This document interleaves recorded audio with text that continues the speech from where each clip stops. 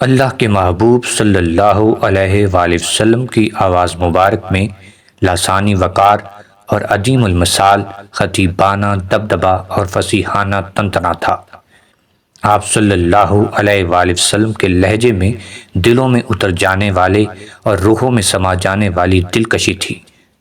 یہ آپ صلی اللہ علیہ وآلہ وسلم کی آواز کی دل نشینی اور دل پذیری تھی کہ آپ صلی اللہ علیہ وآلہ وسلم کا ہر قول صحابہ کرام کے دلوں کی انگشتریوں میں نگینوں کی طرح چڑھ جاتا، پھر ایک لفظ کی تقدیم و تاخیر کے بغیر وہ آنے والی نسلوں کو منتقل کرتے۔ حضرت برا بن عازب رضی اللہ تعالی عنہ سے روایت ہے کہ میں نے اللہ کے محبوب صلی اللہ علیہ وآلہ وسلم کو نماز عشاء میں سورۃ التین کی تلاوت فرماتے ہوئے سنا، اور میں نے کسی کو آپ سے زیادہ خوش الحان اور اچھی قرات کرنے والا نہیں پایا۔ حضرت ام معبد سے مروی ہے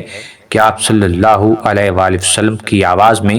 وقار اور دبدبا تھا۔ حضرت جبیر بن مطعم رضی اللہ تعالی عنہ روایت کرتے ہیں کہ اللہ کے محبوب صلی اللہ علیہ وآلہ وسلم کی آواز اور لہجے میں خوبصورت نغمگی تھی۔ حضرت عبد الرحمن بن معاذ رضی اللہ تعالی عنہ سے مروی ہے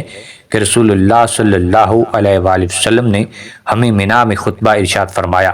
سو اللہ تعالیٰ نے ہمارے کان ایسے کھول دیے کہ جو کچھ حضور اکرم صلی اللہ علیہ وآلہ وسلم ارشاد فرماتے تھے ہم اپنے اپنے ٹھکانوں پر موجود ہو کر بھی اس خطبہ مبارک کے ایک ایک لفظ کو بتمام و کمال حرف بہ حرف سن رہے تھے۔